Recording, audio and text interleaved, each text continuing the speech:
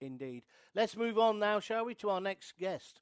As you know, President Donald Trump has been criticised for a tweet he posted this morning linking a surge in crime in the UK to, and I quote, radical Islamic terror. Donald Trump wrote on Twitter, United Kingdom crime rises 13% annually amid spread of radical Islamic terror. Not good. We must keep America safe.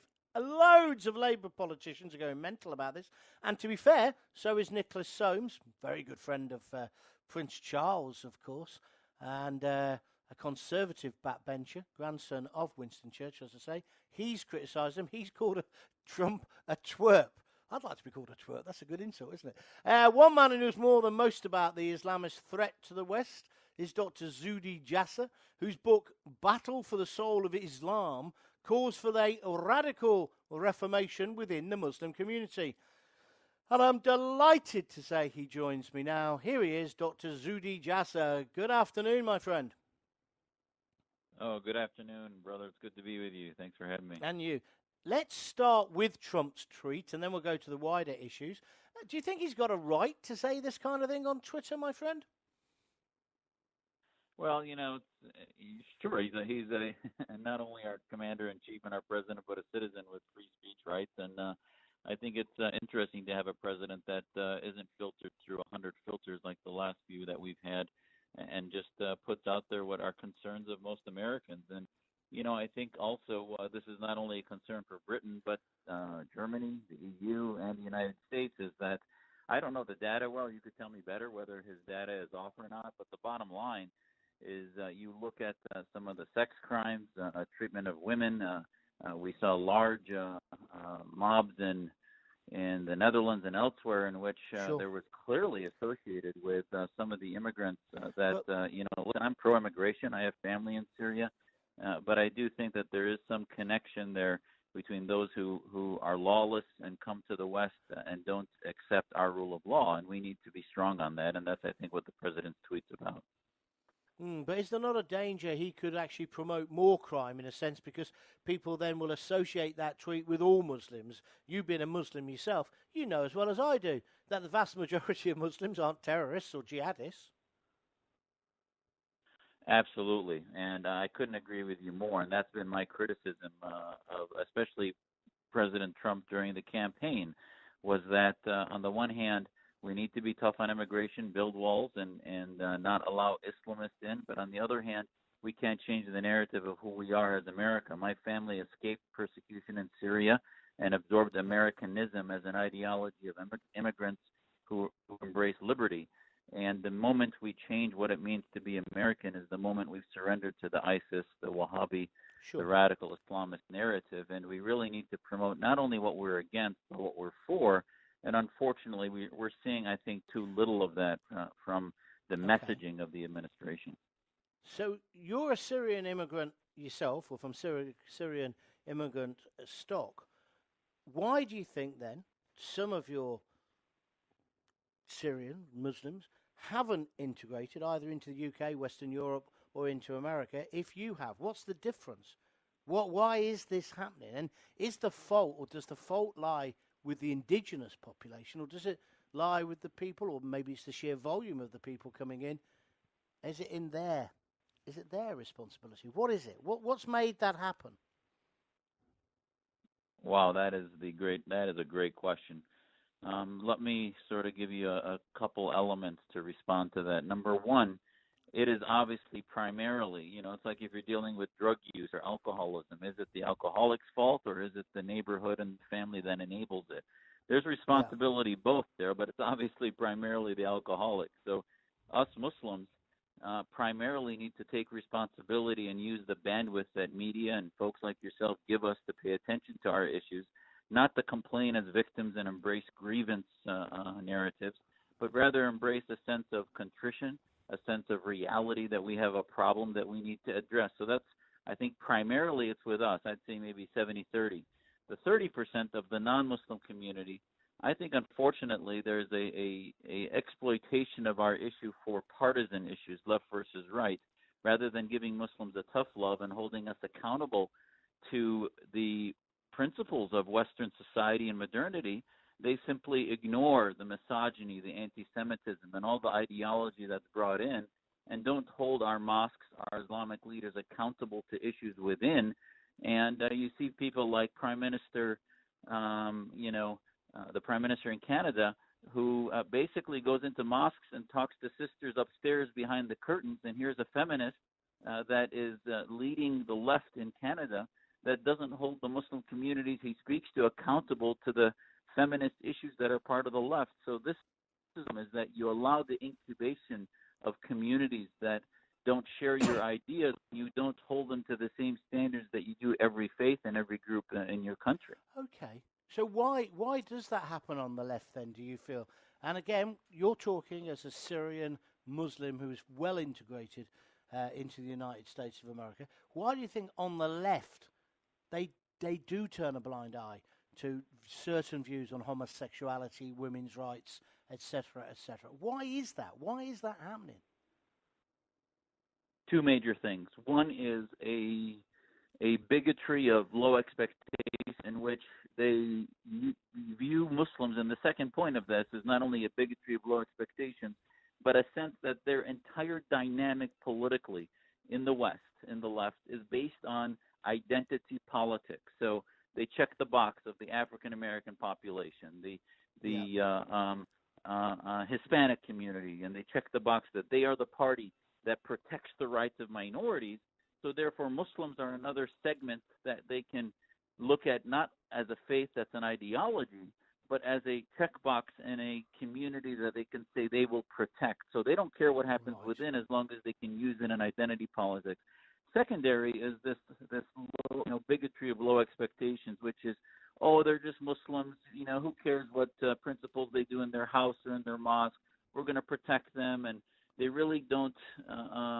It's almost a patronizing bigotry of the left because it's so removed from them.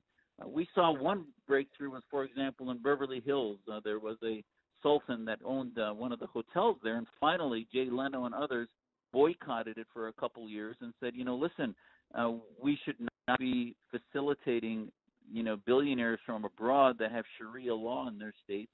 It's very hypocritical, and that was a breakthrough for Hollywood and others. You see Harvey Weinstein's company. It's being bailed out by Colony Capital. Qatar had bought Miramax. So you see, ultimately, there's this, hypocrisy where they make a significant income globally. And the right does this too, often turns a blind eye to the internal politics in Saudi Arabia and elsewhere. But at least domestically, the right does that less than the left does. I understand that. So that part of it is fascinating, and that needs to be addressed. But in your book, of course, you talk about the need for a reformation within the Muslim faith. Explain that to me, and how would that come about? Because obviously we had that within the Roman Catholic Church and indeed in the Church of England, and indeed one could say even in the Jewish religion that has happened. They've got with the times, so to speak. Why isn't that happening in Islam, and how does it happen? You being a Muslim, tell me. Well, I think if you look at the tectonic shifts that are happening in politics in the West, in Germany and Britain with Brexit and with Trump, it's all about fighting the establishment. What hasn't happened in the Muslim community is that we have not fought the establishment, the global Islamic establishment, the royal family, the House of Saud, the Qatari family of Al Thani, the Islamist Khomeinis of the Islamic Republic of Iran, the Islamic Republic of Pakistan. The billions of dollars of petro-Islam are dominating who we are as Muslims. And many Americans and Muslims also in this country come here and say, now we're Jeffersonian Democrats, when in fact they're not. So the reformation that needs to happen is Islam is 1,438 years old, and it is in this now 15th century of our faith that we need to begin to push back against theocracy. And the way that we push back will be different than the Christian community did. But ultimately, I'll remind you that 8 million people died in Europe in just 30 years in the war against theocrats, and it still took another couple hundred years until you had your first government after an American Revolution that actually pushed back theocracy. So Islam right now needs to the core first step in reform is to recognize that there's a difference between Islam as a faith and Islamism as a theocratic identity movement of a nation state based in Sharia law. And I think the ultimate first step for reform is to create within the consciousness of Muslim identity in the West this concept that we believe, even if we're a majority, that in those societies we would endorse an establishment clause that prevents the establishment of religion, and that the legal system should not be driven by clerics and Sharia, but by reason and a common law type concept. Let me just be clear on this then. You're saying there's no place for Sharia anywhere in the West, in the USA, Western Europe, or indeed in the UK? And absolutely, and let me clarify that. I'm talking about the Sharia that applies to criminal law and government and institutions. My pietistic personal Sharia of how I pray, how my diet is, my family law with my wife and my family, inheritance, that's personal. The government should be involved in that. But applying Sharia to a governmental system that should be open to Jews, Christians, Hindus, Buddhists, atheists, doesn't make any sense in modern society. And just as Muslims apply modern computer and medical technology, we need to hold them accountable to modern political science technology, which none of the Middle Eastern governments have allowed the study of in their countries, in the universities, etc. There's no study about modern political science because that would be the end of their dictatorship.